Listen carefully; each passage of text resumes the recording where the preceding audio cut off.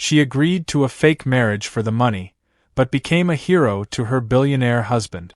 Late at night, after staying on her feet for a full day, she was saving other people's lives, unaware that someone was already following her. An ultimatum in an alley. $500,000 for the mistakes of her dead father. And a strange man emerging from the shadows with an offer that would change everything. She was a nurse, used to relying only on herself. He was a billionaire, hiding his past behind walls of luxury. A 1-year contract. $1 million. Only formal. Not for the heart. Before we begin the story, comment where you're watching from. That night, Miami didn't know silence. Even at the back exit of the hospital, sirens blared, the wind whispered, and Isabella's stomach growled with hunger. She had just ended a brutal shift. 6 emergency calls. 3 resuscitations. 1 child died in her arms. Shifts like that don't get forgotten. Shifts like that make you freeze for a moment before opening your food. But that night, she didn't even get to heat her soup. She noticed them right away, 2 figures by the dumpster. At first, they looked like typical homeless men. But one had something gleaming in his hand. The other twitched, and a short male cry rang out. Her nurse's instinct overpowered the fear. Bella rushed forward. "I'm a medic. What happened?" But as soon as she turned the corner, they grabbed her. "Quiet, sweetheart. Very quiet." One hand gripped her wrist, another held her shoulder. The third man, holding a knife, smirked. A man lay at their feet, alive but unconscious. "Don't worry. This isn't about you yet." She didn't have time to scream or break free, only to hear, "You're Isabella Rossi, daughter of Emilio Rossi?" And her heart sank into her stomach. "He's dead," she whispered. "It's been 2 years. The dead pay too. Through those they leave behind. Paper in the pocket. Iron smell. Blood." Bella recognized the logo, Leone Industries. Whoever they were mafia. Organized. Cold. Professional. $500,000. Or your mother's next. Then your sister. And then she did something she never thought she would. She ran. Bolted barefoot into the street in hospital slippers, elbow bleeding, hands shaking around her phone. But the strangest thing happened a minute later. A dark limousine was parked at the curb. The door opened. "Get in," said a man inside. She froze. He was dressed in black. Hair touched with gray. Emotionless face. "Who are you?" "I'm the one who can erase your debt. But only on my terms." He handed her an envelope. "There's $1 million here. Clean. The cash will be available tomorrow. But you'll marry me. Tomorrow. For 1 year. Business only. No feelings. No questions. Is this a joke?" "I don't joke. I don't waste time. You decide now or you go back to them." She remembered the knife. The voice. The threat. $500,000 for someone else's mistake. Her mother. Her little sister. Bella slowly nodded. "Fine. But I want to know who you are." He extended his hand. Damian Blackwood. A name every newspaper once knew. But he hadn't been seen publicly in years. Heir to a vast corporation, he vanished after a failed assassination attempt. Now he lived on a private island. Alone. No one got close. She shook his hand. He didn't even smile. "You'll live with me. Follow my rules. Accompany me at official event. Full confidentiality. Break it, and it's all void, including the money. And if I do everything, then your family is safe. And you'll get the rest of the money in a year." She opened the envelope. It was enough to pay off those waiting for her tonight. Fate made the decision for her. The next day, in a narrow law firm office, Isabella stood in a simple white dress across from the man she had met only hours earlier, the man who already seemed to control her every thought. The wedding lasted no more than 15 minutes. Signatures. Conditions. A lawyer as witness. No rings. No guests. Only a marble table and Damian's cold voice. "Sign here. Initial there. And here." Confidentiality. When she signed the last line, something inside her broke.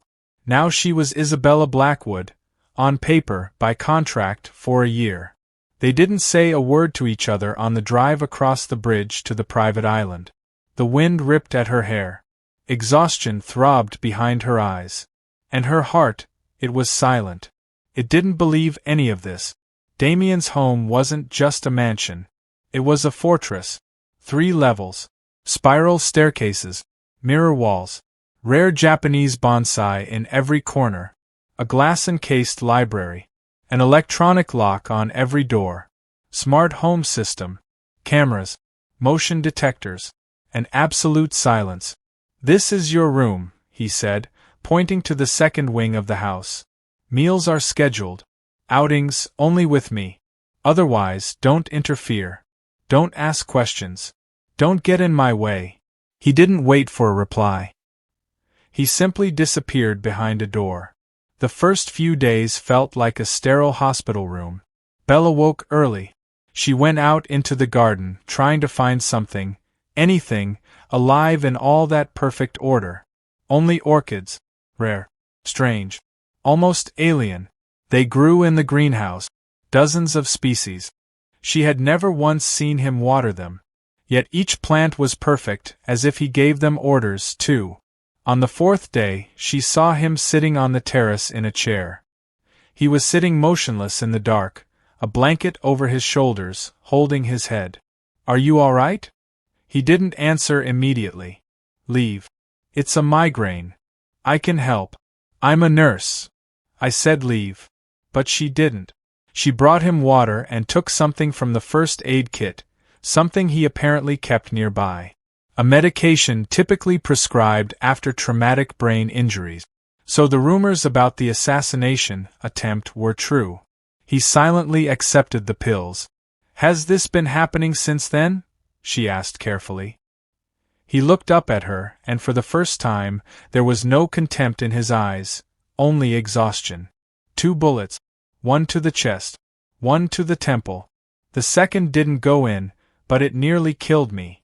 He was watching her, as if testing whether she would be afraid.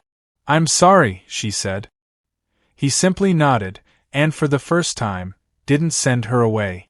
Within a week, she noticed the kitchen knives were no longer hidden.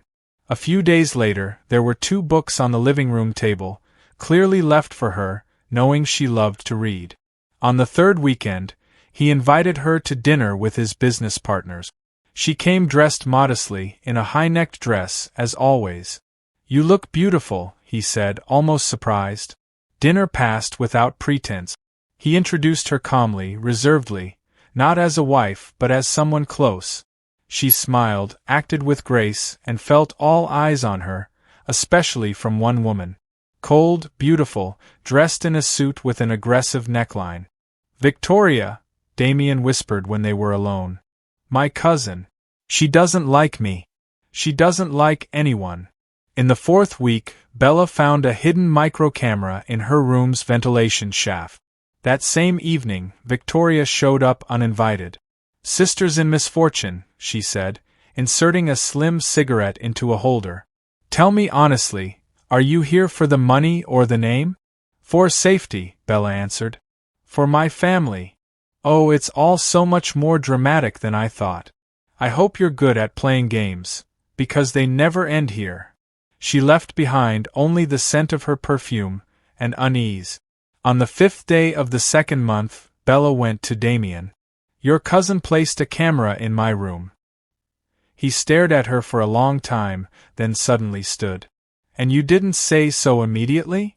"I wanted to be sure. I removed it and kept the footage." He took the flash drive without a word, without a gesture. Just a short, "You're smarter than I thought." That was the start of a new phase in their cohabitation. Not trust, but alliance. He began to ask her opinion. She began to ask questions. He let her use the library. She arranged a little garden corner and planted simple daisies. And yet, a wall remained, built from paper, conditions, and memories. But Bella began to see the man, broken, lonely, cautious. And a part of her wanted to step closer. She just didn't know yet that inside these walls, there was an enemy, far closer than she imagined. She noticed the oddities right away but couldn't believe them. Bella had been trained to be suspicious. In the hospital, she was taught to look past symptoms, to dig deeper, to never trust appearances. Here, things were subtler, quieter.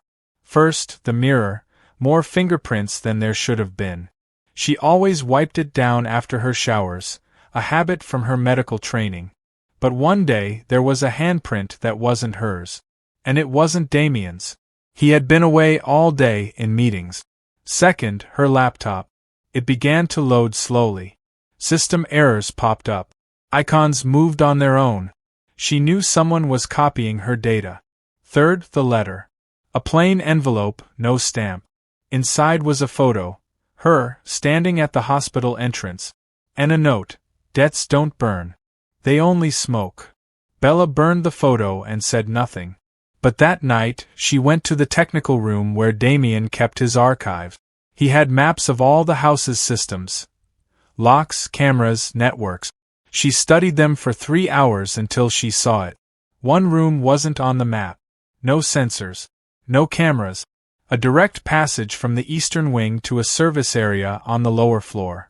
The next day, Victoria showed up unexpectedly with expensive wine and a smirk. "Getting the hang of pretending?" she said, pouring the drinks. "I see you've settled in." Even Damien softened a bit. "That's unusual. I thought you'd break in the first week." "Why are you so hostile?" "Because I don't believe in fairy tales. Especially the kind where a nurse just happens to marry a billionaire." She took a sip. Then another. "You want to know who he really is? I'll tell you. His father died under strange circumstances. His mother disappeared when he was a teenager. He lives on this island for a reason. He's afraid of everyone. And you're not afraid?" Victoria laughed. "Fear has limits. Power doesn't." Bella set her glass down. "You've been digging into my past." "Why?" Victoria leaned closer. "Because I need to know who you really are. Before the wedding. Before the contract. Before all this. I want to know what makes you weaker. What makes you dangerous.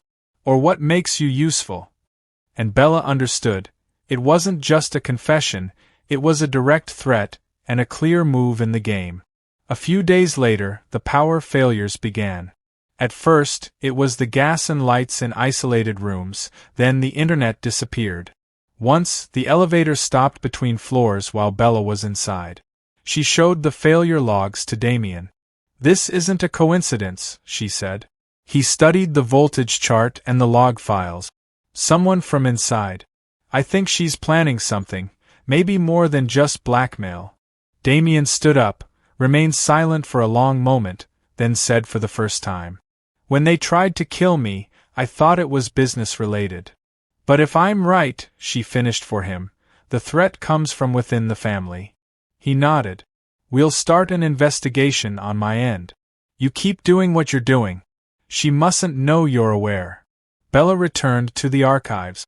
On one of the flash drives, she found surveillance footage from years ago. In one clip, Victoria appeared, entering the server room the night before the attempt on Damien's life. It wasn't direct evidence, but it was a thread. She showed him the recording. He watched it for a long time. His face turned to stone. "I trusted her. She's on the board of directors. She owns shares, has a motive and access." He clenched his jaw, then asked, "Why aren't you afraid?"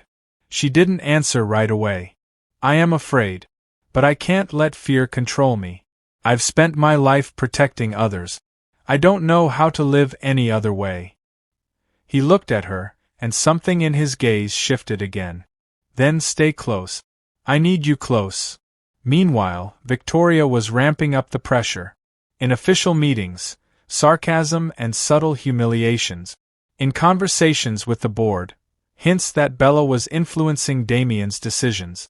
In the hallways, rumors about a fake marriage, about her background, about her family's debt. One of the directors, an old man named Hicks, approached Bella. "I knew your father. He wasn't a monster. He was weak. And here, weakness isn't forgiven." Leave while you still can. But Bella couldn't leave anymore. Not now that she saw how deep it all went. Not now that she knew something even bigger was being prepared. The night before the storm was tense. The wind was rising, rain beating against the glass. Bella checked the first aid kit as if preparing for a disaster. She didn't know what was coming, but she felt it. Tomorrow, everything would change. Victoria left the island, supposedly for a meeting, but her things remained. And a small flash drive was missing from Damien's safe. Only he and Victoria knew the password. Bella approached the mirror and looked at her reflection. She was no longer a victim, nor just a wife by contract. She was now part of the game. And if she lost, she wouldn't be the only one to lose. The storm struck the island just as the lights in the house went out. It wasn't a coincidence. It was a signal. When the person beside you is someone you can no longer not trust, you go all the way, even if the end burns behind you. Startra Island was drowning in the storm. The sky was leaden. The wind lashed the palm trees like whips. At dawn, Bella woke to a sharp crack. Everything had shut down, lights, cameras, sensors. The fridge was silent. On the security system screen, a black rectangle. She went to the server room. The door was ajar. Inside, the smell of burnt wires. In the corner, a small device. Not industrial. Not manufactured. Handmade. Sabotage. Damien, she whispered. Bella rushed to the stairs. Someone had been in the server room. He came down in a robe, eyes full of worry. I felt it. No alarms. Even emergency power didn't activate. She placed the device in his hand. It was inside. Burned deliberately. He gritted his teeth. I'll call from the security satellite. We need to mobilize the staff. He left. Returned a minute later. The satellite isn't responding. The radio signal is jammed too. This is an attack. They looked at each other, and everything clicked into place. Bella saw the first tongues of flame through the window. Flashes in the ventilation shaft. The smell of gas. Smoke. The boiler room, she whispered. We can't go downstairs, Damien cut in. If it's burning below, the exit's blocked. She grabbed his arm. The basement. There's an old tunnel. I saw the layout. It leads to the slope behind the house. We can get out. He looked at her, teeth clenched. It could be mined. Then we'll burn here. Choose. He nodded. They walked through thick smoke, covering their mouths with wet towels. Bella led, guided by instinct. The tunnel was more than old, it was ancient. Brick walls. Wires along the ceiling. In one spot, a cave-in. They had to crawl. Are you okay? She turned back. He was wheezing but kept going. Then he tripped and fell. Bella turned. His face was gray. Pulse weakening. Carbon monoxide poisoning. She pulled a syringe from her pocket, had taken the antidote just in case, and injected it straight into the muscle. Hold on a bit longer. I'll get you out. He didn't answer, just nodded. At the tunnel's end, a metal door. Bella pushed. Locked. An old locking system. Without thinking, she took out a hairpin. A nurse's skill, not a criminal's. Like opening a medicine cabinet during a system failure. It worked. The door gave way. They emerged into the night. The rain poured like a mad waterfall. Bella dragged him under a canopy, took off her jacket, checked his breathing, his pulse, his pupils. Wake up. Do you hear me? She whispered, slapping his cheeks gently. You don't get to die. I won't let you. He groaned. Bella. I'm here. You hear that? You're alive. You're not alone. He looked at her. For the first time, truly. You saved me. She smiled through tears. Only because you don't know how to save yourself. By the time the fire brigade arrived, the house was already almost gone. A private security unit, summoned via satellite, came from the mainland. They found remnants of the arsonist's tools. Fuel canisters, wires, parts of an explosive device, and evidence of a break-in 2 days before the fire. Everything matched. Bella gave her statement. A hidden camera she had installed in her room confirmed it. The night before the power was cut, someone could be heard whispering into a phone. "It all starts tonight. He won't survive. And she'll burn with him." The voice was distorted, but one person recognized it instantly. "It's Victoria," Damien said. "I swear I'd know that tone even in hell." Police arrested her on the helipad. She had copies of the estate's blueprints, a flash drive with access codes, and documents showing an attempt to sell part of Blackwood Holdings through an offshore company. What followed felt like a haze. Damien was in the hospital for several days. Bella stayed by his side.